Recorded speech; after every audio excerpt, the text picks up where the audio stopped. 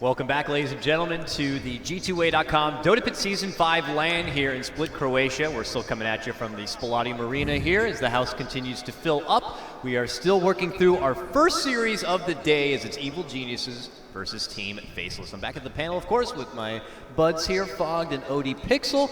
Here we go, gentlemen. Right off the bat, we're going to be going into a game number 3. So, Evil Geniuses, they put together another, what kind of feels like 5-man lineup. They get a few more comfort picks, and Fogged, I gotta say, I think Sumail redeemed himself after game number 1. He looked vicious in that laning phase. I guess he was just like, man, you guys kind of made me feel bad in that first game, so I'm gonna make you feel really bad, and I'm gonna just actually destroy Jabs in that mid lane on Templar Assassin. I don't really know what else that they could have really done after that. Like, they didn't really have the heroes that could roam and give him the assistance. They picked a pretty greedy lineup: Tinker, Slark, Sand King, Witch Doctor, and Nyx. Nyx is probably the only one that doesn't really need too much, but all the other heroes need levels, they need items in order to actually get involved into the game, and Templar Assassin completely shuts the Tinker down. Rotations unable to happen from the supports, unable to help them, so they're just kind of at a position where they're like, okay, recovery mode into EG's lineup, and it's just too hard to play against when you're versus the relocate, the Dark Rift as well. When you're in recovery mode, you have to split up and you get caught, and that's when you just kind of give too many deaths, towers, etc. EG a team to show how they can just kind of make use of that kind of lineup right off the bat. As soon as that relocate came online, OD, they put used to it right away, jumping right up to the top lane, finding ganks there, and just kind of taking control. Yeah, absolutely. Not only just finding ganks, but reacting to sort of the desperate plays that Faceless were trying to do. You saw kind of time and time again on the bottom lane, them looking towards the Underlord, trying to move in, but one of the weaknesses, as we mentioned, from Slark, with that aura on Universe, you do very minimal damage. I mean, yeah, it's nice to give you a chance to stack up a lot of essence shifts, but you're not killing him quick enough. So Zai brings in a +1, and suddenly the gank's turned around, and it's EG getting 2 kills. Yeah, you lost the Underlord, but you're getting your core involved.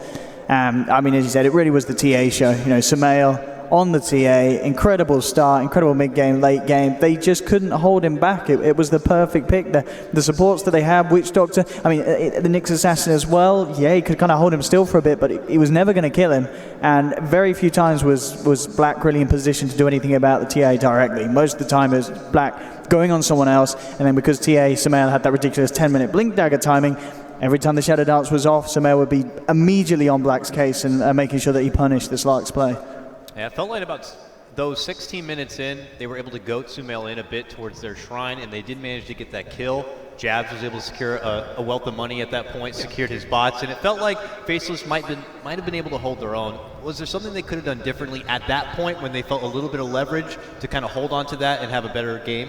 I think the damage was kind of already done through the laning phase. Like this Pit Lord, like Universe completely free farmed and pressured the Slark, so he forced the supports down there. Everybody's just like playing kind of reactionary. I think they were just on such a back foot that it was like, we have to kind of hope that EG goes for these type of dives, and then we get big recovery gold on the high ground with like March and all that. But Arteezy was also incredibly farmed that game too. Like he got his AC very early, got the Echo Saber, so he was just kind of that like driving force with Sumail. So I think at that point it was just, you know, they had to kind of hope for EG to make overextending plays. So what about a new approach into Game 3, guys? We saw what worked for Faceless in Game 1. Some people could make the argument that maybe that was just kind of a cheeky draft, if you will, coming in with something premeditated, having the pudge and the leverage in that front. Game 2, it doesn't work out so well. What do we think for game number 3? Let's start specifically for Faceless. I think they should not. I think they should stray away from Slark, to be honest. I haven't really seen them have, I know they like to pick it, it's a black comfort hero, but I don't really see them have like a whole lot of success with it. It really puts them, I feel like, on the back foot. I think the hero overall is kind of weak at the moment. I think he just requires a little bit too much.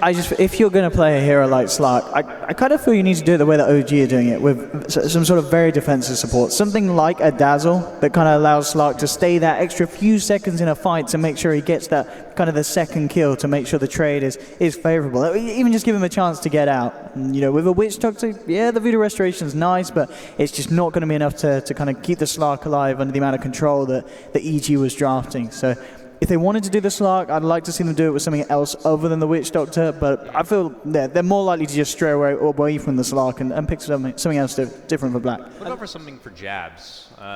We got to see his Tinker. It was pretty highly touted. Unfortunately, this time he was put against a Sumail who's out for vengeance and out for blood.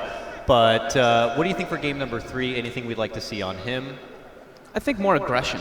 I think the thing that worked really well for them in that first game was just like that constant aggression in your face versus EG. So I'd like to see them go for that type of strategy again. I really liked him on the Invoker. I think Black. Yeah, the Invoker was strong. Black really enabled him, but I think they could kind of do something similar with other heroes. Like if they go for this type of like Earth Spirit, or if they go for these type of like I mean, Pudge's probably going to be banned out, but these type of heroes that just kind of force reaction from their team and just put pressure instead of, all right, guys, we're going to sit back, get our items. I think that's where EG kind of thrives, where they're just like, okay, we're going to get our items, and we're going to be the aggressors in that moment. So I would like to see Faceless go back toward more aggressive playstyle. Well, it does look like, gentlemen, we actually have our draft for game number 2 underway, so why don't we go ahead and just hop into it right now. Curious to see also what EG are going to try to get for themselves. I mean, they had the benefit of picking up that Underlord 2 games straight. We'll see if Faceless decide to ban it out this time or not. They're not going to. EG do opt to get rid of the Pudge once again, and they keep that Rubik ban. And yeah, just echoing bans here for Faceless. Same side, too. Yeah. They're Dire with first pick again, while Faceless is Radiant with second. So are we going to see the nuts? Are we going to see the Witch Doctor?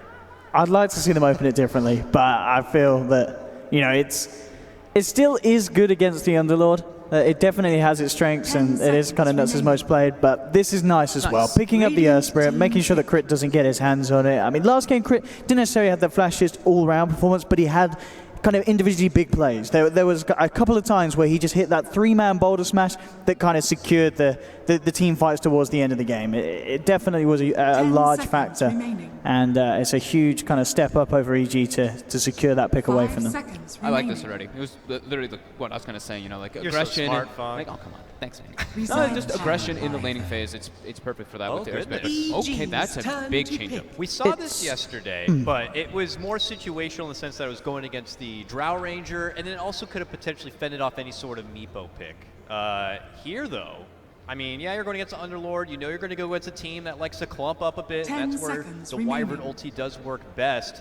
And it's great for the D push, great defensive capability, but I don't know, there are those other heroes out there, defensive heroes, that have found more success, like the Dazzle we saw yesterday, but here they feel the Wyvern is fit. I mean, I guess it's kind of nice against some of the picks that Sumail likes to play. You know, already the TA isn't going to be nearly as effective this game if Wyvern's there to help out whoever's getting gone on. You've also got ways to tick through the refraction charge, so maybe sort of that in that sense, but you know, I want to see them switch it up in the supports they have, so I feel already this is a good start for Faceless, trying something a little bit different to what they pulled out in Game 2. Are they big Wyvern fans? I don't. Looking back over what they performed with recent, I can't recall seeing them pick any Wyvern. I don't either. It's very curious to see them pick it up in the first 2 as well, so they're just like, kind of putting it out there. I think, like you said, though, I think that's the deterrent toward the TA. I think they were like, Sumail was the big problem. Wind Wyvern has multiple different forms to deal with that kind of TA aggression. So yeah, they do reveal both of their supports though, and instant response from EG. I mean, that almost, it just makes so much sense. Yeah. You know, they picked a Wyvern, it's like, well, good luck playing your TAs and such in the mid lane. EG just say, we'll put some Sumail on the Ember. You got huge amounts of magical, I mean, it's all magical, and that's the answer to dealing with a Wyvern. Yeah. 10 seconds no remaining. Lockdown. Well, I mean, he has a curse, I guess, so you can set up for the boulder and for the silences and everything, but no individual real lockdown other than your ultimate from Wyvern. And it's also a hero as well that's a core hero that you're not too terrified if you're a teammate and you get caught in a Winter's Curse with him, because he's not going to be building right click. So it doesn't matter if, you know, Sumail's hitting against his own teammates under the course of the Winter's Curse. Faceless just happy to show their 2 supports, it looks like, here right out of the bat, so they are going to be kind of cornered in with these 2. But as we move forward with the bans, they're going to be getting rid of that Wisp, and EG, no Ice Ice Slice and Nyx Assassin this time. This time showing, I think, more respect in a kind of a way, or just not really, just not wanting to deal with the Nyx, because the first time, you know, they picked the Ember and they banned the Timber Saw, and they banned, I can't remember what the other hero was they banned, but they left the Nyx intentionally when they had the Ember Spirit ready. This time, they're like, nah, it's not worth it. It just makes the Ember Spirit's life a little bit too hard. So, good ban. Could we see them go back for the Jabs Invoker once again? I think it's definitely a chance of that, isn't there? Yeah, I think it's definitely a possibility versus Ember Spirit. Maybe they just ban that one too. I wouldn't see why not. Yeah. Also really curious about that black hero too. But as we're moving in here, next set of ban out. Typically, this is where EG would consider the Zai grab. Yeah, we know Zai to be a one of those roaming aggressive kind of supports, or he can buckle down and be the defensive support. So the guy's hero pool is so ridiculous, it's really hard to kind of lock in what he's going to be going for.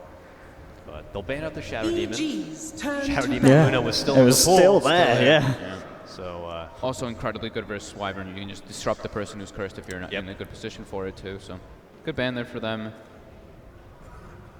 EG looking to 10 seconds remaining.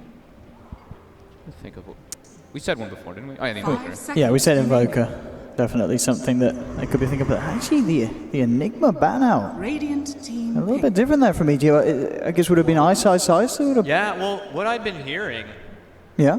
through the grapevine was that offlane Enigma is a thing, and it is something we could potentially be looking out for as well. Yeah, something that EG 10 certainly seconds remaining. we're wary of here. Guess would work very nicely with the 5 seconds Wyvern. You have that great remaining. setup for the black hole. You know, get hitting a curse from range, allowing the Enigma to close the gap in and follow through. Reserve time. Some insider knowledge coming out from EG there, banning that one. Yeah, who knows? Past scrims, Yeah. whether the case be. Yeah, let's take the So they Invoker. take the Invoker right away. I don't think that's surprising at all, really. Maybe, you know, kind of begs the question, should EG have banned out the Invoker instead? Potentially not worried about it.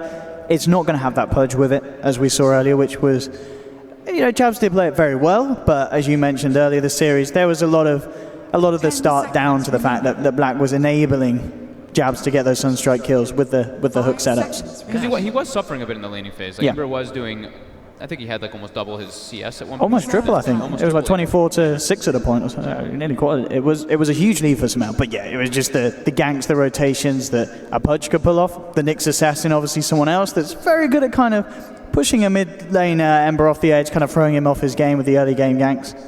I mean, they still have that Earth Spirit for a little bit of that early game. It's true. Taking action to go with the Invoker, but yeah, as you mentioned, they don't have that precious black hook into Sunstrike, so I'm going to be curious to see if Jabs is going to fend for himself on his own setups, or if they'll still get something to pair with it. They probably want to grab a support here, but I'm liking Jug overall for RTZ. I think it fits pretty well versus the Earth Spirit and the Invoker. I mean, I wonder if EG might just go for a similar draft as they tried in game one, now that the Pudge isn't there. Zai on the Leshrac is still a potential. Oh, they're going to go for the line instead, so Radiant a good bit of magical burst.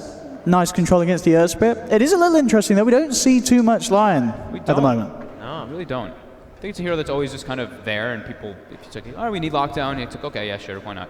You're kind of like maybe expecting them to go for a Weaver, 10 something like that seconds along those remaining. lines, and they're kind of like preemptively setting up for that to have the lockdown.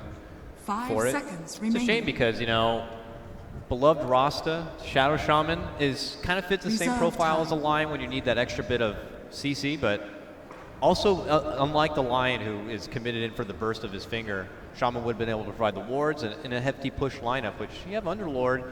I wouldn't have minded seeing that, but Yeah, the Lion nice also, you know, fits the bill. Nice thing is that Lion has the Impale, which is big. So the disabled range that you have. Rasta is a single target disable. At least Lion has that potential to for the multiple hero That disables. is true. Which is always really nice. Yeah, but Octarine Core Infinite Shackle, man. Infinite Shackle. That Infinite Shackle, though. Well, we go back the way over to Faceless's side now, where we may decide to preserve Black's pick once again here. So Juggernaut. looking at They take the Juggernaut themselves. Okay. EG's They turn to highly bat. like this. They highly regard this hero. Not too much Juggernaut. It could have been a little bit of a deny pick from EG as well, but okay, Radiant EG goes for team this back. Chen. first We've Chen of seen the them- event. We've seen them pick it. Was it in Chinatown? I think maybe they picked it once. I don't know if they played it in. Maybe they did. Maybe it was If once. it would have just been one game. Yeah, but yeah, yeah. Forgive my ignorance here. Crit or 10 Zai seconds plays this remaining. I Chen? think they both do. I think that they can both I've play seen either them way both- around these two. I've seen Yeah. them both dance around with the Chen from time to time, but if like I had to pick one as the Chen go-to, Reserve time. it's kind of hard, right? Yeah, definitely kind of hard. I think it could be EG's Zai. turn to Could ban. But also be, yeah, it could be either. I think they probably want to prioritize the Lions farm a little bit more, but we'll see. They have like a five-man lineup with the Underlord Chen. They just now need a building hitter on Arteezy. So they do actually ban the Lone Druid from Faceless, so 10 that's seconds I think that's a really remaining. cool ban. I think that's would have really synergized quite well with 5 EG's draft so seconds far. remaining. Give them that nice physical damage hero and the objective taker. Reserve time. Is there anything new meta about the, I'm going to go back to the Chen, anything new meta about the Chen since the new patch? I know there's been a lot of talk about the Helm of the Dominator and such. Is that anything he incorporates into his lineup, or is things pretty straightforward as far as Chen play goes? I think it's pretty straightforward. I think it's just like the Aghanims, like since he already has Underlord to get the mech. But I think people have been doing that for a bit. And EG goes for the Weaver themselves in this game, since there's not a whole lot of like lockdown on the side of Faceless. They only really have the Earth Spirit to contain him, and it gives them their physical damage output as well as Roche Taker with the Beetles. Ooh. I think Faceless did do Magnus Jug before.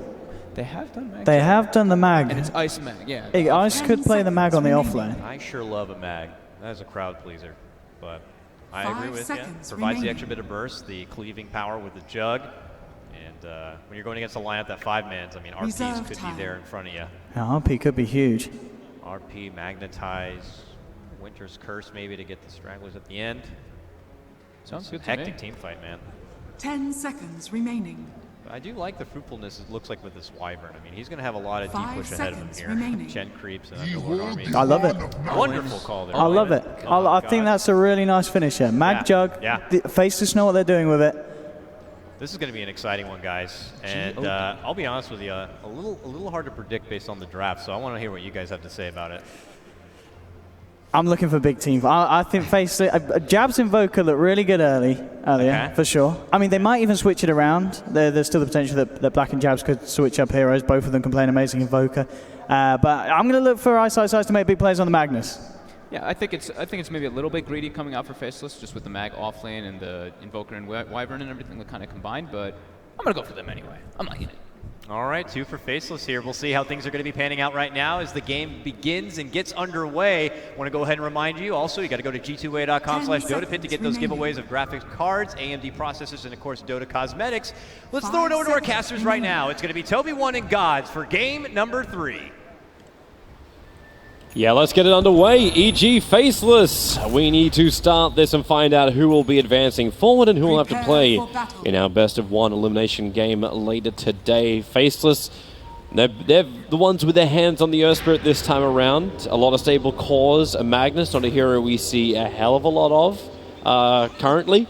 Up against EG, who are also just giving us a little bit of a dally with a Chen. No longer 5th band out in the draft. Yeah, it's a different look from EG as far as the Chen pick goes, and we talk too much about things. It will be Faceless running directly into Crit's Lion.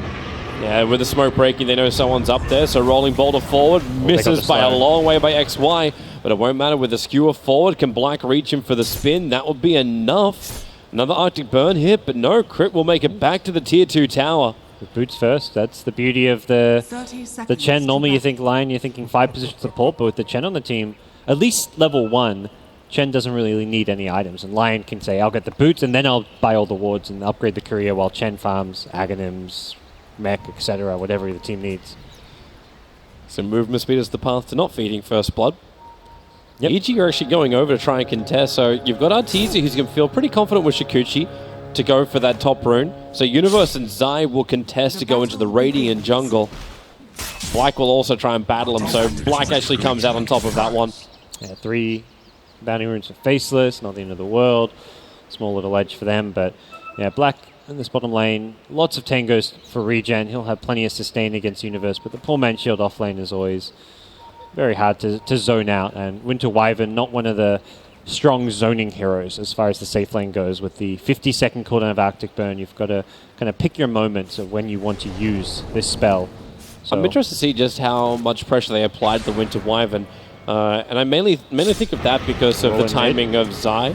Are they actually going to have enough for this one? With Sumail underneath the tower. Sunstrike is up, but Sumail, yeah, he's just dancing circles, and Jabs isn't going to commit. He lost his salve. Oh!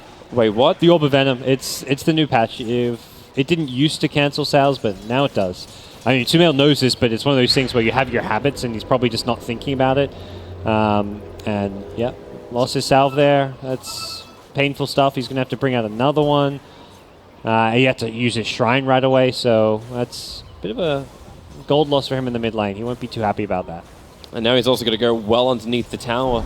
They want to keep the Tornado in range, so Jabs has a couple more issues. But when he does this, it allows XY just to go in. He was in so far, so deep, and now he's going to lose his life. Or will he? No, the Flame Guard will protect. You still have Sunstrike available, and Jabs with that Observer Ward up. I know, Sumel's going to trigger off the salve. So again, not burning off a lot of mana, but Sumel's burning a lot of consumables to be very aggressive in the mid. He's got 1 CS per salve. He's been rolled on again in mid lane. Sumail getting slowed down, pressured some more. He won't be getting too low this time with the poor man's shield, but he's bought a 3rd salve. So this bottle is going to take forever for Sumel to get. Tough lane. At least he's not dying, because if he's dying and he's doing all this as well, this is just going to like compound the issues. Because there's no point up in Quas on Invoker. There's no call sap, there's no extra control from it. He's guaranteeing his levels, which is the biggest thing here. The Sunstrike will not land, but he had to walk forward there, almost again going down. His 3rd salve will have to be consumed immediately.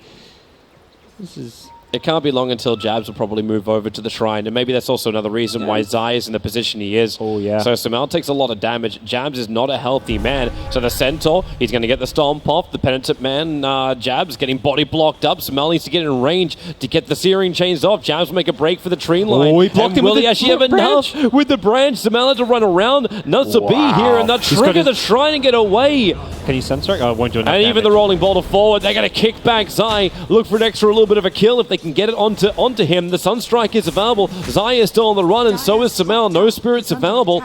Remember that Observer Ward up on the hillside. They have the vision over on Zai, and the Sunstrike, whiffed completely. He won't find it. Meanwhile, Crit as well as Ice are stranded in this dual arena on top of a hillside. Who's going to win it? It won't actually be Ice, but there'll be a quick rebuttal. But now Earthspirit's trapped up here. He needs to get the bug off him to reduce the vision, but it actually feeds an extra kill to Artur. What's happening, Toby? What is this game? It's shenanigans. This is early game. This is some crazy stuff happening. Sumail is in a bit of a better position now. He's closer to his bottle. Still 3.5 minutes in, just 7 CS. Invoker survived. That was an incredible juke, using the branch to block the chase, and that prevented him from dying. The Ember was going to catch up and get him with the Searing Chains, and Jabs gets out of there, gets the Shrine. Would have completed the fantastic play if he landed the Sunstrike, but the more important thing is that he's still alive. They're coming again. They are really committing a lot of time to kill off the Invoker. Of course, this comes at the cost of the other lanes, but if it can work, like this now, this should be the successful game. Crit comes in, you got Mud Golem stuns. What are you going to have? A kick?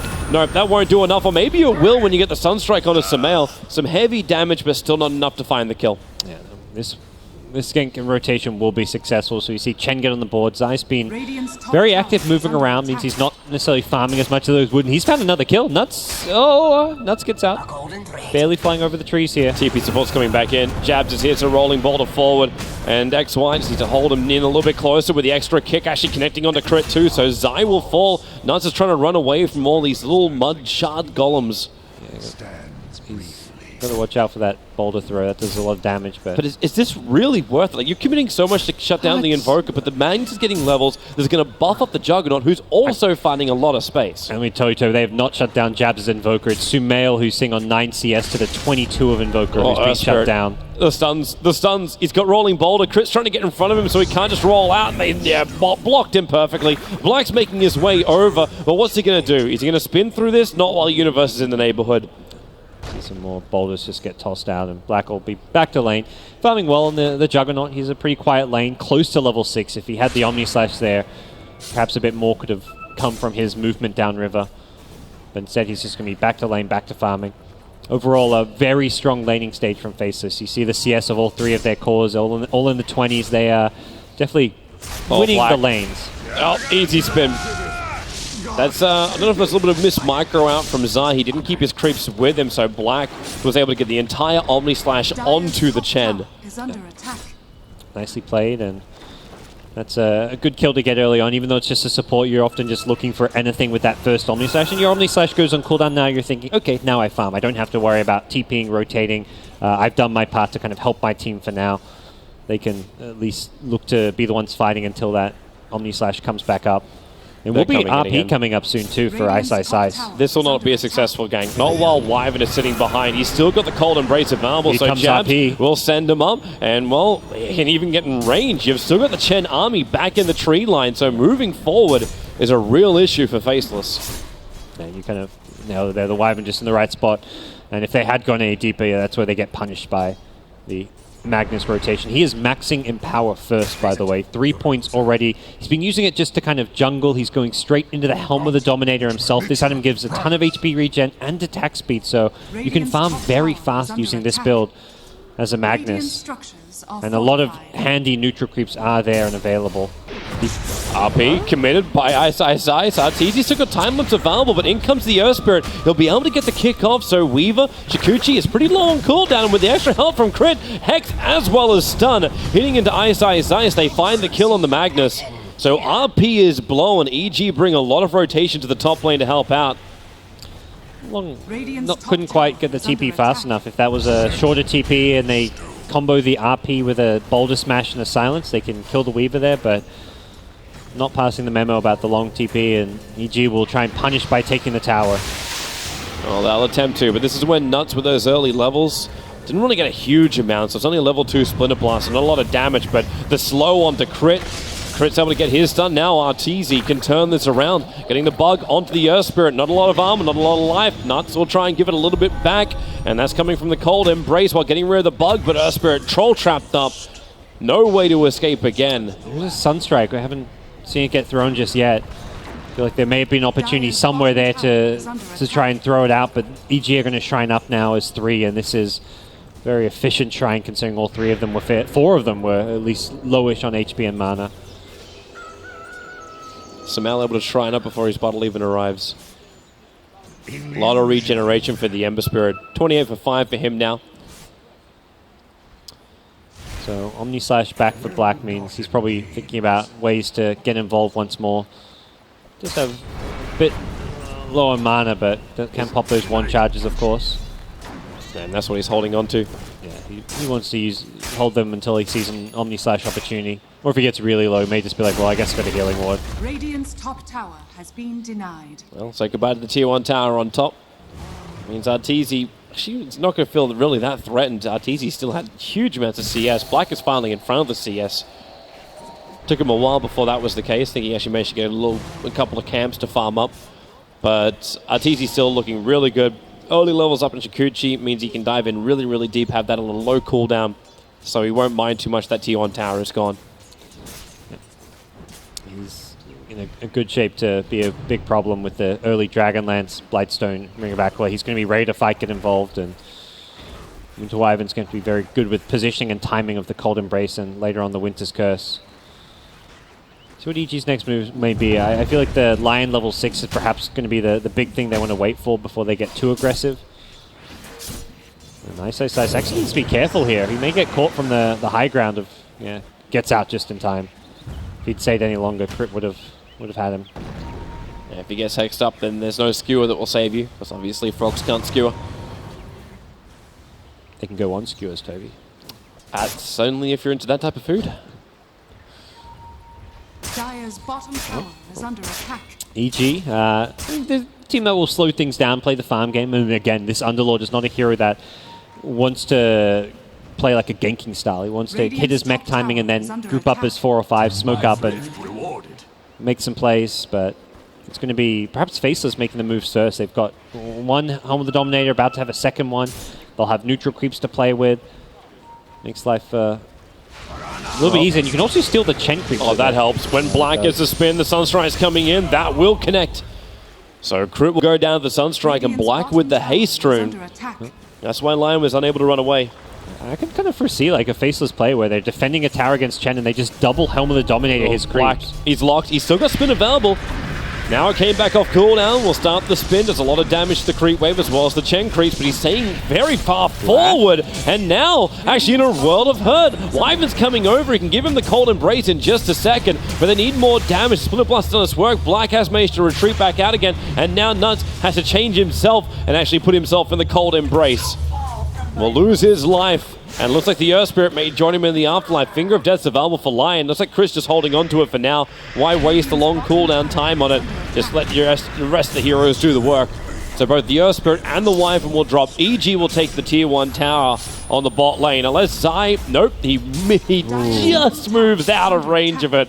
The Sunstrike won't connect. That's close. It will be a attempted trade from Faceless, but they can't get this mid tower because Underlord already starting the ultimate will send his entire team towards that mid lane to defend. They're pinging the Shrine as if they want to go use it as well. But it doesn't look like they're low enough that they're going to need to. Top lane is Ice. So Faceless at least making some trades happen by doing damage to both mid and taking the top tier 1. That's Treads, Helm of the Dominator already complete for Ice. He's going to be a pretty hard-hitting right-click Magnus at this rate. You know, I saw Envy doing something, I'm not going to say similar to this, well actually, similar to this is actually the correct term, in Genting, where he would actually dominate the Sata, and then just use it to farm the lane. But with the Empower buff up as well, that becomes a hell of a lot more efficient. It's kind of like the Darkseer where you Iron Shell a neutral here, you're empowering your neutrals, basically making those neutrals as strong and beefy as possible. That's unlucky now for an EG ward. That's the second ward they put down, which got de-watered within like 30 seconds of it being planted. The first one was right here, and the second one they tried to put on top of the Shrine, and this one sentry ward de-watered both of them. So EG very restricted on the vision. Not ideal. The one ward, yeah, is that bottom Dire Observer ward's pretty useless now. They've taken that tier 1 tower. It gives a tiny bit of vision, but really it's just there to secure that tier 1 tower, find you a kill, and it's already served its purpose. It's not going to be able to do anything as far as taking over this Radiant jungle, catching up Black, or trying to shut down Faceless's farm, so very even game 3. Game 1 it was Faceless, having EG's number with the Pudge. Game 2 EG was stomping. This feels like the closest so far of the 3. Yeah, it really does. Both teams have so much they can fight with. It's not clear cut. Even if EG does start to get an advantage with their push from the Chen, that Mag, once he's able to pick up the Blink Dagger, this game can change very, very quickly. Chen is a Helm of the Dominator himself, so we'll see Creep Wars in action fairly soon.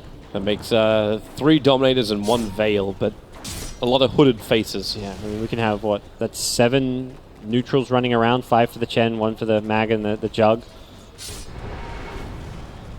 Mid lane, they are going on Sumail here. They get the silence, but not the stun, so he'll get back to safety. Yeah, without the stun, they can't really go for much more.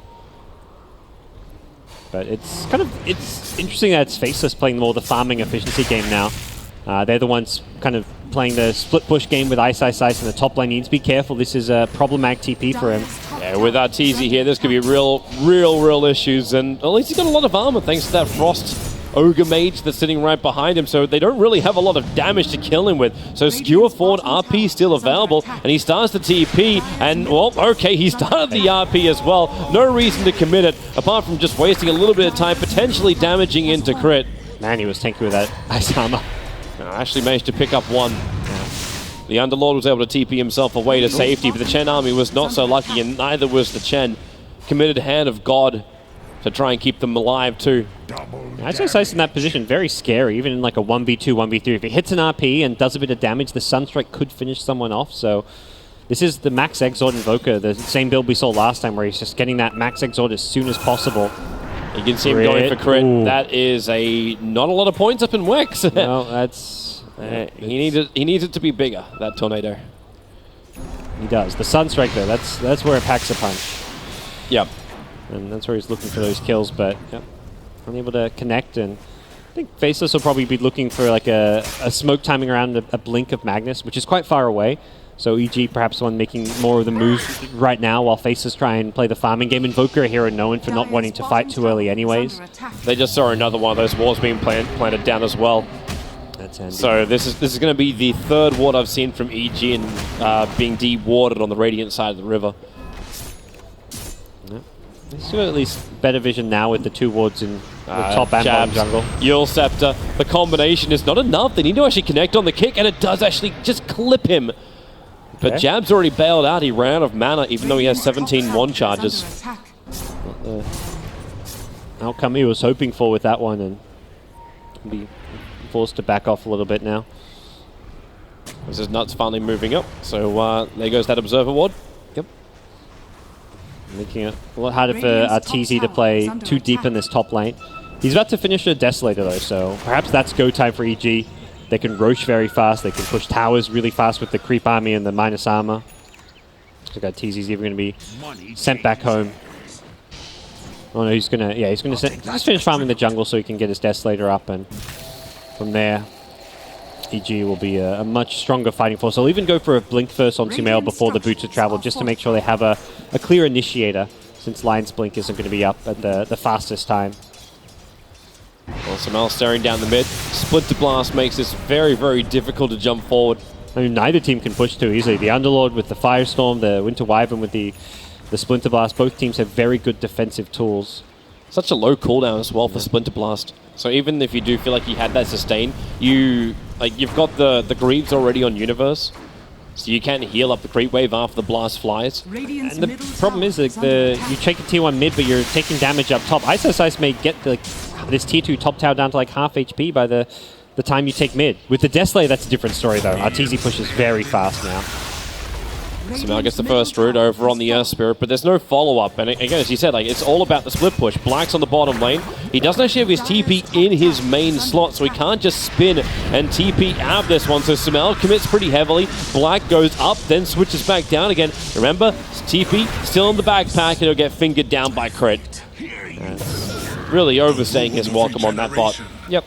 Bit of a misplay. If he has his TP in his main slots, he can just Blade Fury TP out after the initial disable, so good recognition from EG that they could get that kill, they punish him, but immediately Ice sees TP's bottom. He knows he's even safer up top now, because at most maybe 2 heroes can come up here, but you know there was multiple TPs down bottom, and you're likely to be able to put some good damage onto this tower once again. And this is the way Ice always plays his off-lane. Like, he likes to do this kind of play when he does Timbersaw as well.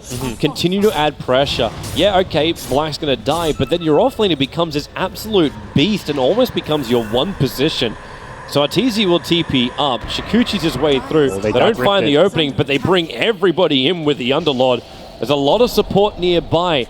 And with Blink Dagger currently on cooldown for Ice, he can't just jump and RP. This is a bailout time. The stun from Crit won't connect, so Nuts will be able to fly over the hillside of Willie. He'll turn around, puts the curse over on line. Black will arrive, rolling bottle forward. And the RP with the Magnetizer Sunstrike will kill off the Underlord. They have enough damage, but the stuns, they just chain them all on top of Black, allowing Sumail to jump forward, so they get the kill over onto the Juggernaut. Jabs, does he help out his teammate? No. They let it be a 3-on-3 trade, make it a 3-on-4 trade with Arteezy picking up at the end there, XY. But it was the Invoker, the sole survivor for Faceless. Yeah, man, what good micro coming out from the Chen on his creeps after the Juggernaut came out. It was a really good RP onto 2, but it was still not the you got multiple heroes, but you didn't get multiple enough. If you hit 3 or 4 there, he would have cleaned up. You can see the damage output potential from the Omni Slash with the Empower there, but once that Blade Fury is on cooldown and the Omni Slash has ended, EG have such good control from all the Chen Centaurs, the Searing Chains of the Ember. Arteezy just goes kind of unnoticed in these fights with his Desolator. He completely tore Faceless up. The sustain as well from EG is unbelievably good. Still feels like 4 for 3, a slightly EG favored fight, but it doesn't feel like they completely clean up and win the fight. Yeah. It was on the dire side of the map, so EG aren't turning it into an objective. Invoker survives and hits level 14 now, so he's doing very well. And you can see the potential for Faceless's draft. If they hit a good RP or a good Winter's Curse, these fights will quickly turn south for EG. Yeah. But that's why EG just have to keep their positioning up. No mistakes, no bad positioning. Yeah, and Ember and Weaver, 2 very good heroes to position well and not be standing next to a teammate. Weaver can go on the back lines, Ember can maneuver with the Remnants and the Sleight of Fist, so hard to get good multiple hero RPs or Winter's Curses against these kind of heroes. EG are on the hunt, but what are they hunting? Are they hunting Roshan, or are they going to hunt a hero? There's observers and sentries down for Faceless, so they're expecting somewhere around this time that EG would start on the pit. Have they not been able to They haven't seen anything yet. Yeah, they've got RP too. They'd love to find them grouped up in the pit, but triple Centaurs waiting. He's even split them apart. It's too late. Yeah. And now Arteezy with Aegis can play very, very aggressive. So the trade-off is to tier 2. Fair enough. Yep. The split push of Faceless continuing to be very annoying. One of the words that probably best describes Ice's offlane play. And you put Black on the front lines. Okay, Universe is up here too. Nuts is making a fly for the tree. But Black is already here at the tier 3 town, so they want to go for the hunt. Black with the Empower pushes this way very fast and does some serious damage to the tower. And Wyvern TP'd away as well. Yep. So Black has already got this tower down.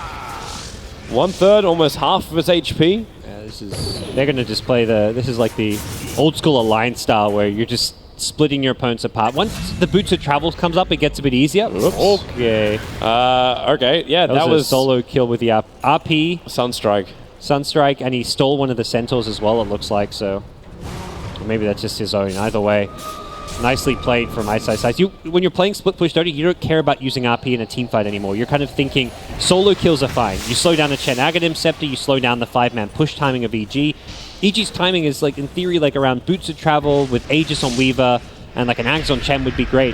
Black sword out. Crit's got the Finger of Death. They're still only level 1, but Juggernaut doesn't have a lot of life to start with, so the Finger of Death will be more than enough to help bring him down low enough for Antisi to finish the job.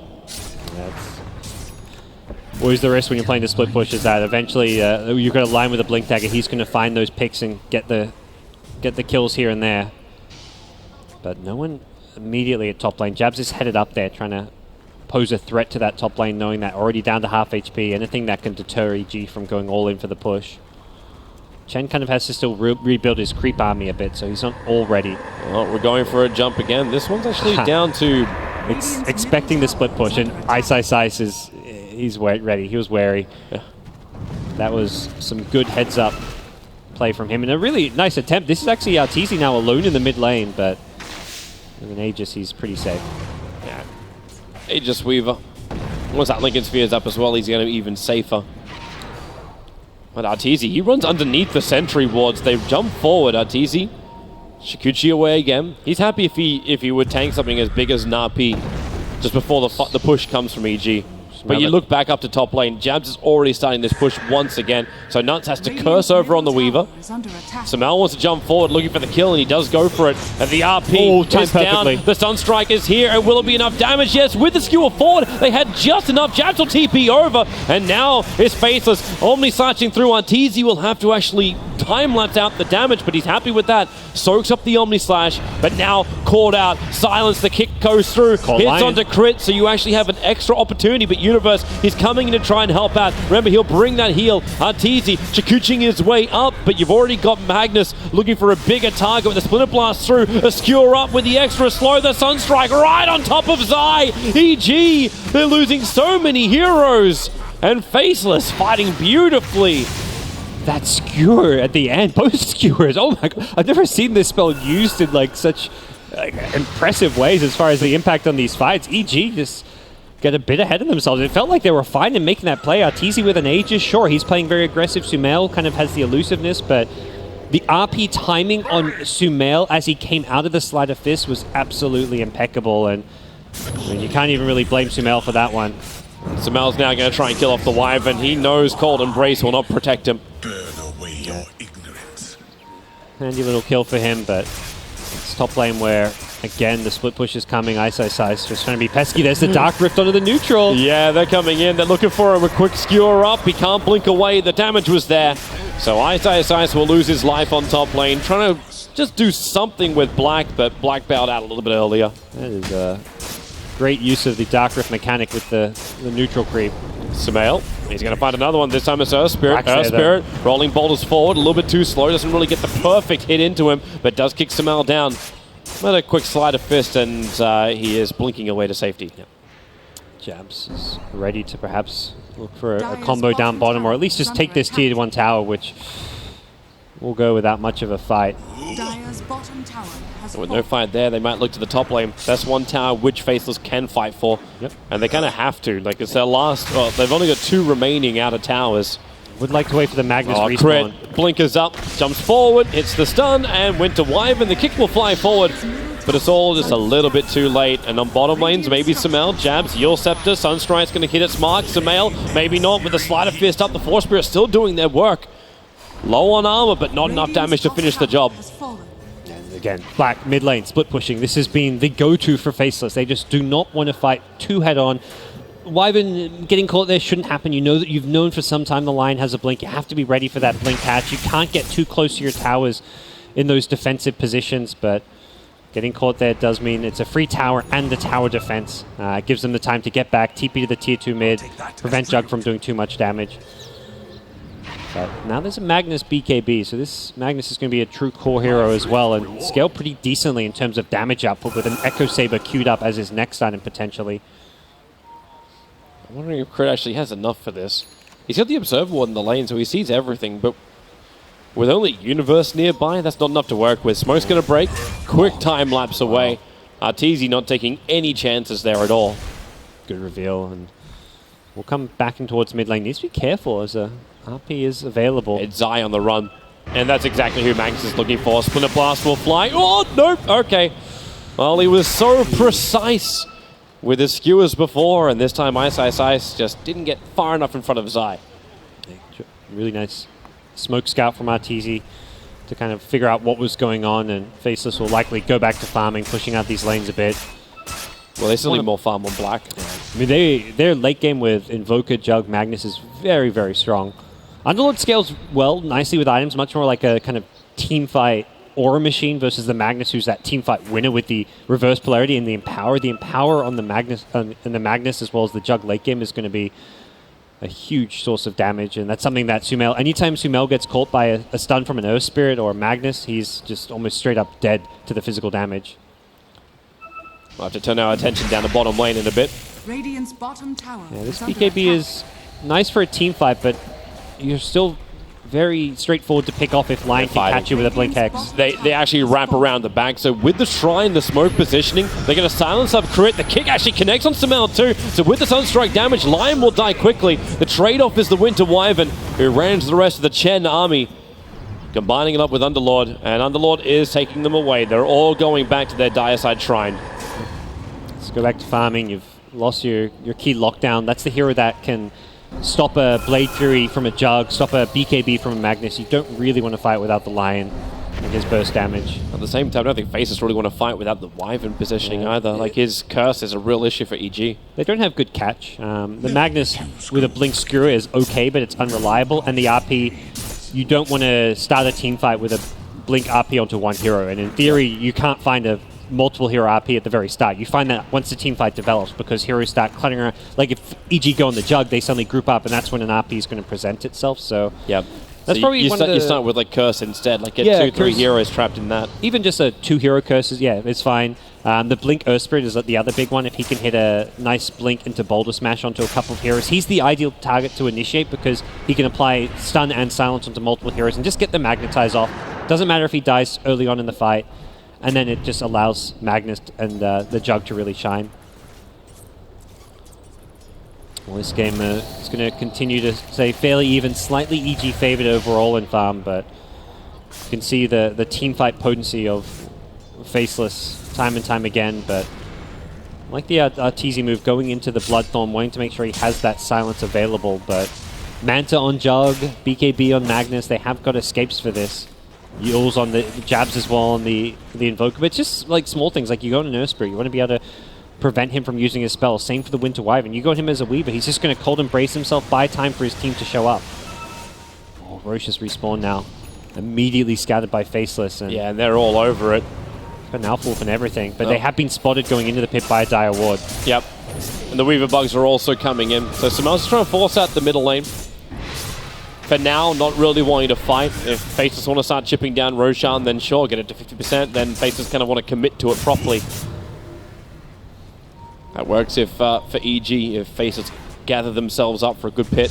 And now kick, silence right on top of Sumail. The kick actually Underlord too, combining it with the RP. They have enough damage. Sumail is down. 70 seconds with no buyback. Universe having to ulti his way out of this one. Crit wants to hit your ride and able to do so. Should be Roshan too, without a buyback. Means no stopping this one. Even with the ultis committed, EG's contesting this is damn near impossible since they had to Dark Rift Universe out of there. So they're down Ember Spirit, and Universe is not really in the neighborhood. Arteezy's just going to pressure the top to make sure Faceless have to come back to defend. He may even get some good damage onto this tier 3 tower as well. TP's already here from the Wyvern with Splinter Blast. Arteezy will back out. So Roshan's done. Crit came in range of that Observer Ward, but no one's going to jump up for him. They just let it go. Apart from Ice, who just walks into the mid lane Black. He can't really help him out, even with the healing ward. I think he understands he has to BKB and skewer away. They have to get rid of the bug off him. At least now Arteezy doesn't have enough negative armor to rip through him. First use of the BKB, and not a particularly impactful one, but it does save his life, which at this point you've just picked up an Aegis. You don't want to be giving away a kill and losing time and stock of the map by having to play defensively just because you're down a hero with an Aegis. And also just being dead when you're going to have RP up soon is not a good thing for Ice. So definitely worth using the BKB there, and we'll see probably Faceless make their next move around the RP coming back up. They've got no smokes on themselves just yet. One available in the shop though. They don't want to fight just yet. Like in 2 gold, you didn't have Lincoln Sphere now bought on the Invoker. That's so handy. He really needed to have that for the fight. So none of this like jump in Lion, which keeps disrupting him. Yep.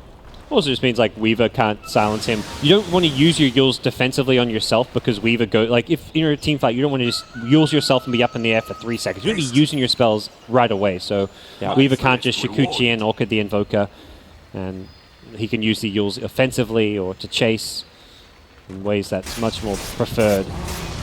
The Gem side just got picked up by Faceless, so they want to have that extra vision to make it more difficult for Arteezy just to slip around in the fights. They're now taking out the last remaining outer towers, so almost the team's level on the outer tower destruction. There's still that tier 2 tower up for Dire side on bottom.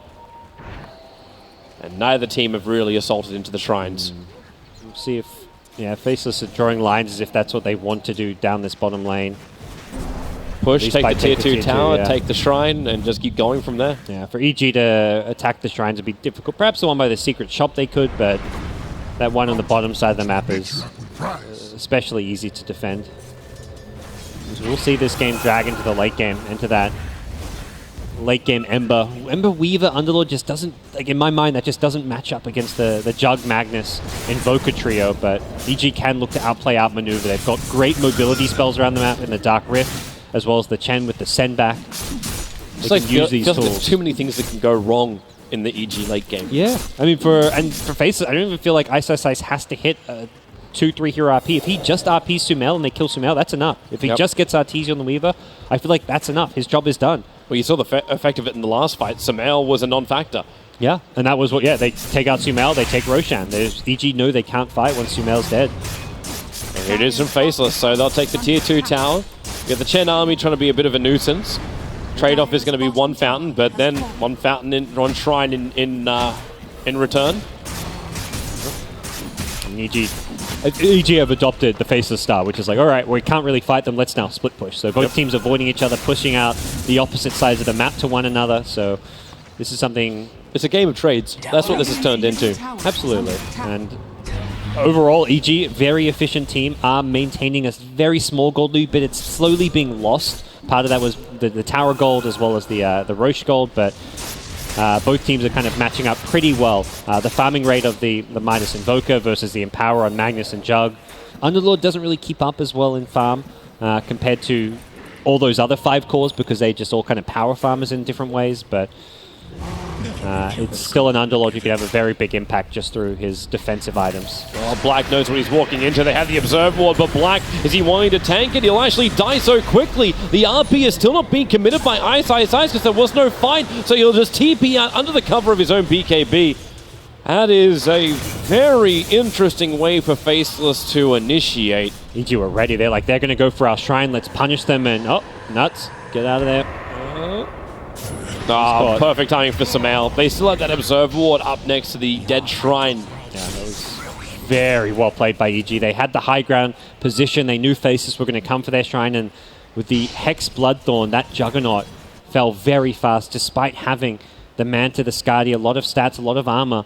EG were able to bring him down, and he does not have buyback. This is a tricky hold potentially. And it will be. Jabs is finally coming back, and they need him. He's the big player in this hold. With a jump in, the skewer, Ice tries to go on Universe. He was pretty slowed up. We're dragged him in deep inside the base. They've even lost the Aegis now. But I think with the respawns coming, EG, they're going to back off knowing that this is not a good time to get caught near a tier 3 tower. Fighting into the shrine's always going to be tricky. They want to make sure they can play for the late game a bit themselves. They've got 2 Ancients already on Zai. The 2 ideal ones, like perhaps you could say. They just stay with easy objectives. Goodbye, Shrine. Yep. No TPs out. The rune of illusion. Both teams have really matched each other blow for blow. Like EG split push one side, Faceless split push another. EG takes shrines on one side of the map, Faceless do it on the other side. Both teams kind of even matching up in terms of farm across the different cores. So very even game. Bit more farming that EG supports with the Zai Chen having Vlad's Ags and the Helm of the Dominator versus an Earth Spirit who's sitting on just really the Blink Dagger as far as playmaking items go. He'll get more.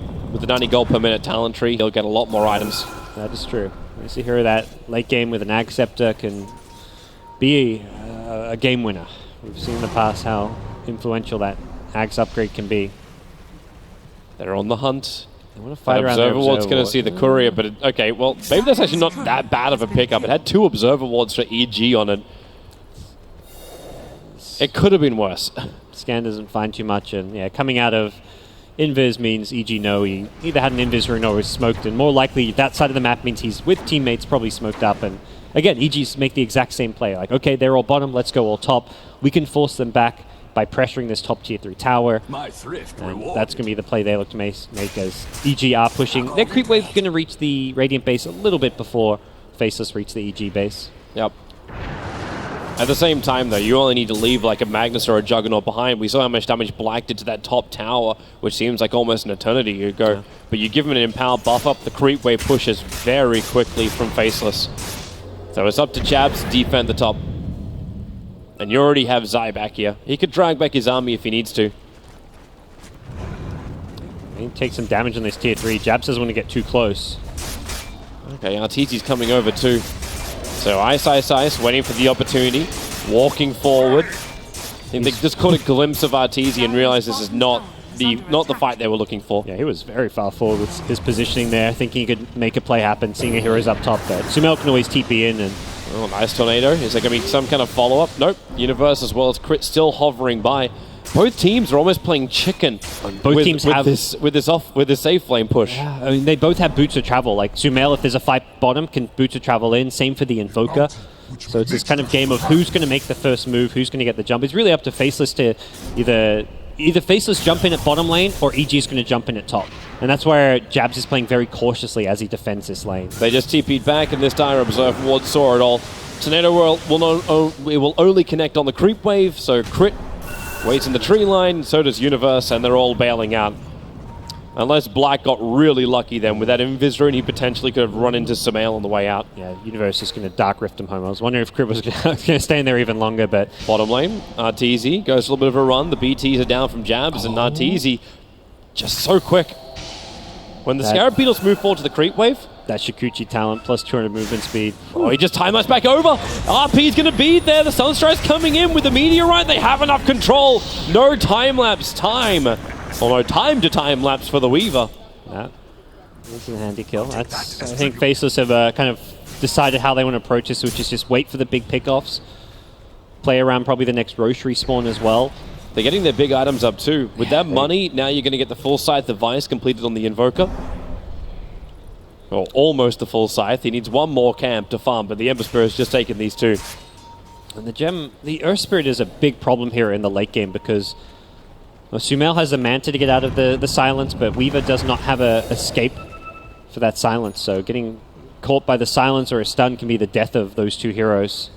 And they're going to try to force the buyback with Black, who can, in his mind, safely push the high ground with Blade Fury. He needs to not get hexed by Lion into a buyback of Weaver. That's kind of could be his potential undoing if he's not careful. So he's going to probably just wait for the Blade Fury and just slowly, safely push and break through. They have to be careful. If you lose this fight, Roshan's up in 10 seconds time. So you could actually lose the Aegis and the Cheese as well. So probably going to chip it back here. This is, I imagine, the retreat here.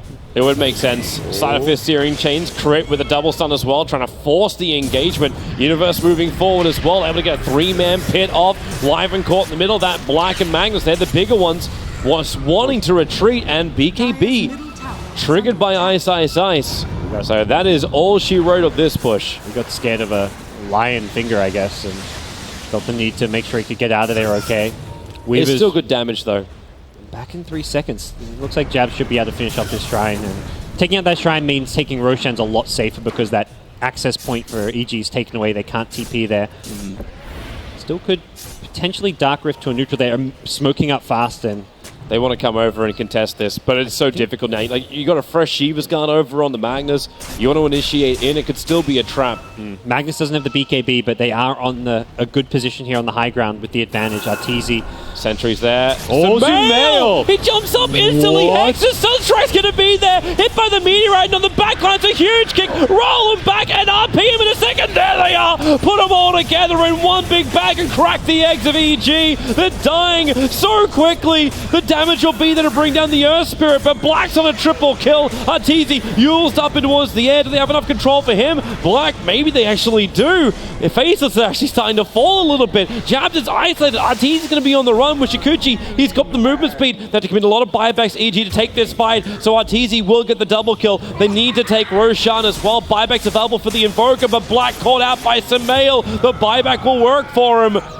Sumail will die. Sumail will live. A big kill streak ended, and it'll be Arteezy starting up Roshan to try and finish it.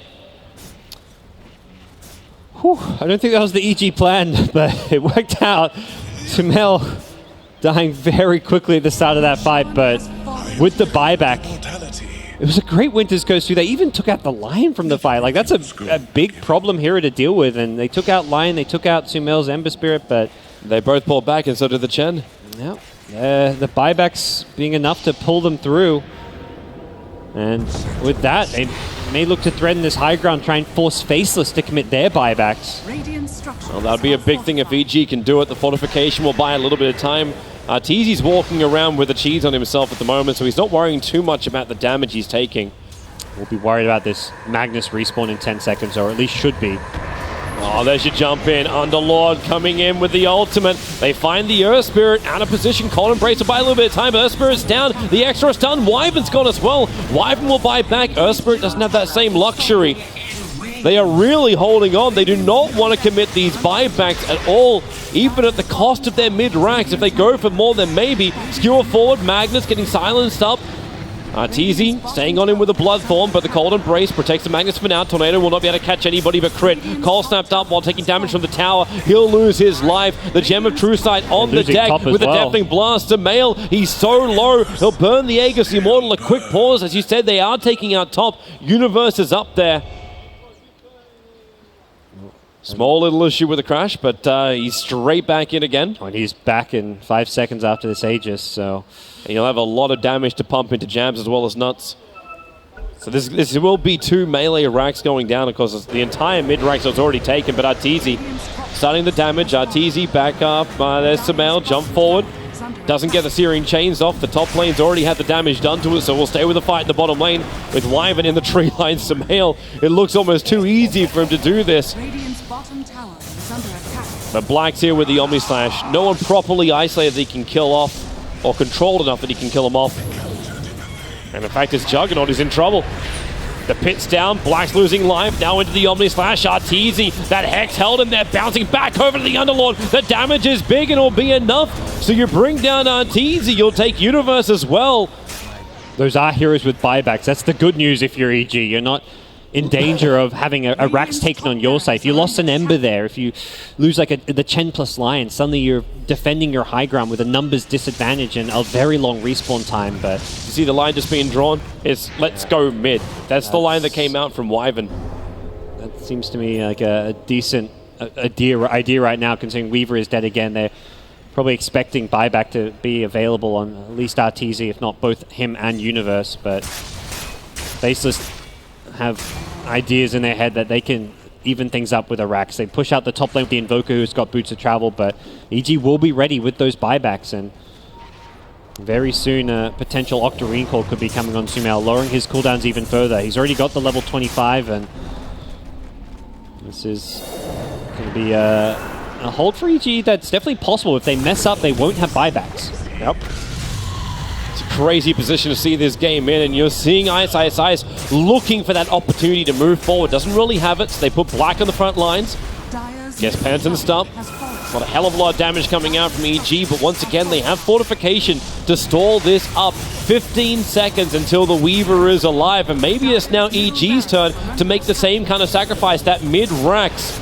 But there's no pickoffs this time around. It was EG who were finding the pickups that kept that push going inside the Radiant base, and Faceless may have no other choice. They may have to bail out of here. Trying to leave the forward spirits there, but yeah, with Weaver back alive, this suddenly gets a lot tougher because now EG do have the buybacks to play with. Now that they've respawned Universe Arteezy, both have buybacks, it suddenly turns into the high ground defender's advantage as EG can use that Weaver as a kind of a front liner, not be too afraid of him going down, and also importantly, Sumail's Octarine Core comes out, so this is where that permanent Searing Chains comes into play, as well as that very short cooldown on Sleight of Fist, giving him a very high amount of damage to be output in these team fights. And Faceless, they really want to go for this. Arteezy come back with a TP scroll is all it'll take. They just pin it up. Remember, this time there's no fortification, so Black chipping away at the tower with Mjolnir shield on him, hoping for a little bit of sparks to come. But nothing yet. They're really just trying to finish it off with the Blade Fury, but I think they decide, okay, it's getting a little bit too dangerous now. They saw Arteezy top and perhaps figured he might have a TP on cooldown, but was not the case, and they're going to back on out. They also understand that these creep waves is going to keep pushing in on them, so they can only keep the siege up for so long before it just becomes like more problematic that they get traded out. Do you want to catch them and fight around this really nice high ground ward that they've got? They see a lot with this ward. You have to also know that maybe Jabs will be able to rotate in quickly. Black, where's that jump in? The double Searing Chains, the Hex over on the Magnus. Ice, ice, ice, almost down, but will it be enough? The root's there. They have enough time. And Arteezy battling on the back lines. We split this into two different parts. Winter Wyvern will finally go down. Sumail brings that magical damage front lines. And Juggernaut, no Omni Slash available, no way to break free. So Black will go down. Buyback is available for the Juggernaut, but not for the Wyvern. And Magnus already had to expend his. XY Aghanims saved the Magnus there, but he tried to re-engage Ice Ice Ice and got caught by the Lion Hex Finger. Almost able to come back in and get a nice RP, but Crit with a very good heads-up play was ready for it and took out Ice Ice Ice on that big problem hero. And this is the fight when you want to buy back the Juggernaut a little bit earlier on, so you can actually give him the Empower buff up before the fight begins. But that also lets EG know they're ready to defend this. Remember, they're not the ones in any kind of peril. They've got a lane and a half advantage from Rax. If anything, they're wanting to wait for Sumail to farm up his buyback again. Make sure that they have two. And it's not even just about having the safety of the Ember buyback. It's about having the aggressive potential of it. Because if you want to go push high ground or play hyper-aggressive as an Ember Spirit, you may just say, look, I may get taken out by a Magnus RP, but I'll have buyback, I can remnant in, and without an RP, I'm going to go ham. I'm going to kill all of them. So sometimes dying as an Ember Spirit can be a good thing in a fight. And maybe a decent approach to take, where if you trade a Ember Life for RP, that could win you the game. That could get you another lane of Rax. Refresher on Invoker. Yeah. This control, like, I now watch Ember like a hawk, watch the Invoker like a hawk, because he is going to be that one that gets the quick pick off with almost no trade, apart from triggering Refresher on. There is the Lotus on Chen. This is the protection. The protection, yeah, that needs to be used to perhaps dispel that Hex as soon as possible. Ideally, I think you want to almost save it until you see the Hex. Using it preemptively, maybe not necessary. Rather have it for the dispel than the echo. Smoke on smoke. Ice Ice Ice is pretty damn close. Universe will have his trigger, so will Black, so they both know. Defensive blinks away. I like EG. You know as soon as that smoke pops, oh, they see us, but we don't see them. Oh, Arteezy, quick silence on the Earth Spirit, but he blinks away. Magnus in the pit, he'll trigger it. Oh no! He actually threw out the ultimate. And immediately Dark Grip bottom. Yeah, look at him go. They are with the curse. Oh, they're actually killing off the male. He transferred him down, and they killed him mid-TP. 2 minutes on the sideline for the Ember Spirit. That actually worked. Nuts. He may not save the day, but allowed Jabs to initiate. Sunstrike's off the mark. Remember, he's still got that refresh robe available. And now with a buyback, you want that Ember to start fighting. He'll jump out, back out to the Spirit again. Magnus triggering the Shiva's guy, keeping Earth Evil Genius out. But maybe if Ice Ice Ice goes down here, this is problematic. The top lane is being attacked too. So no Ice Ice Ice. Weaver is low with a Deathling Blast. He'll time-lapse off the damage. Still surviving. The Sleight of Fist and Ember. He's back into the mix. Goodbye, Wyvern. And this will be maybe maybe enough damage. Black has his ultimate available. He wants to isolate Sumail with a kick forward. They look over to Chen. The bounce continues. Zai will go. It's a triple kill for Black. Rolling ball forward. They found another one. They found Crit up next to the ancient area. He'll need a little bit more help to get out of this. Or maybe not. Black is already having to push down the mid lane. They're being sieged on all sides, and Megas are now up for EG. I think suiciding for the Megas there is fine for Arteezy, but Sumail dying, he isn't a buyback. Suddenly Faceless are going to be pushing out forward. Jabs may TP in, and they may look to try and take a couple lanes of racks back themselves. This is a not done and dusted game just yet for EG. It's a little bit more difficult for Black because he doesn't have the Empower buff up that comes from the Magnus, so this push is not coming as quickly as he would really like. And the Chen army is still a real pain in the butt. The line is a scary hero to be pushing into as well, because he's got that burst damage potential. If you get hexed, if you're a Jug and you get hexed impaled while Weaver buys back, suddenly you're dead and you've just lost the game. So he's going to actually back off, and they're not able to capitalize on the fact that Sumail just died back. I can actually imagine, like, I was wondering, like, hey, is this Chen going to be really good later on? But with the new Ancient creep, he's actually walking around with a Prowler Shaman at the moment. This actually causes a lot of issues for anyone that wants to attack, because you're going to get rooted. You got another stun that keeps coming out from this guy. The physical armor reduction is percent-based, so scales pretty well into the late game as well. Oh, hello. Black. Well, at least he'll get rid of the Centaur, trying to go for this solo Roshan. He needs help, and he needs help now. Ember Spirit still down for another 26 seconds. The Observer Warden Sentry does scout the Chen moving over, but he's only here at the Black Dragon, so this will be Faces taking Roshan, so both the Aegis as well as Cheese. They put it on Black, he'll drop the Dominator for it, the jump forward. The Chen, you watch him, he's that rock that flew backwards. So no Chen, he's down for 40 seconds. That's a dieback, but he's got a nice little talent. He's got minus 40 second He's also got EG inside the base, and they found the Winter Wyvern. So support for support. Universe, he can just bring his entire team in so quickly. Black will start the spin, try and trigger around a little bit of damage onto Arteezy. He's taking so much himself. He does have the Aegis to the Immortal, but it's already triggered. Invoker at least puts that Weaver up and towards the air. Sunstrike's off on the back line. They find someone else. Yeah, they do. They found Sumail. He'll go down. And Crit, Ghost will protect it from Ice, but let's go back inside the base. You need to watch Arteezy's effect inside this base as Jabs puts down the ice wall. The kick is going to be there, and the silence. Arteezy having to stand his ground. He's got so much life with the silence on the Earth Spirit. He may even pop with Arteezy getting in closer. Jabs, where's your control? Refresh Rob's on cooldown, and so's his life. He'll have to buy back. Ice. Now the sun's on him, but the Tornado, he'll create space. Will it be enough? Magnus hexed up. He skewers away. Arteezy's attack will follow him all the way in the pit. The Deafening Blast won't be enough, and now they look for the attack. Jabs in the tree line with the Sunstrike. He'll connect with the Tornado, cancelling up the Lion, but he's in the tree lines. He'll go down. 2 minutes on the sideline. Ultra kill for Arteezy, and GG at 53-51. EG will take game 3 from Faceless. But it was a long, hard road for both sides. Yeah, Faceless showing they're no pushovers, but EG, the veteran team, showing a lot of their experience and ending the game, playing the late game so well. Arteezy able to just punish any slight hero out of position, just taking the Raxus, willing to throw away his lives. That was a hell of a game 3, Toby. And trading off so many critical heroes that just fell by the wayside, but the attacks kept coming. A wonderful game, a wonderful end to the series, and that puts Faceless into the lower bracket to face up in that best-of-1 elimination game. Evil Geniuses will have the best-of-3 last game of today. The semi-final will be theirs, and of course we'll be back for all these games coming up after the break.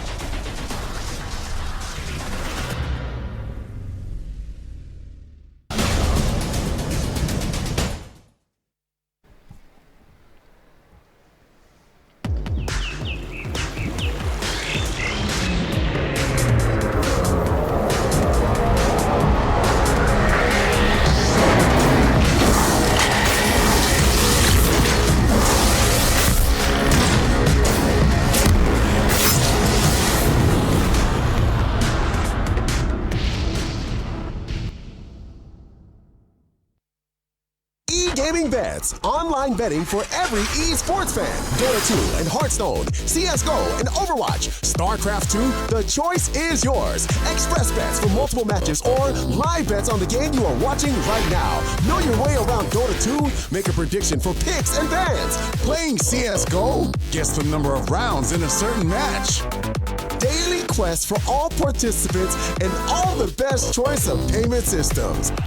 More than 600,000 users have already made their bets on the spectacular matches since 2011. EGB.com. You know for sure who's gonna win.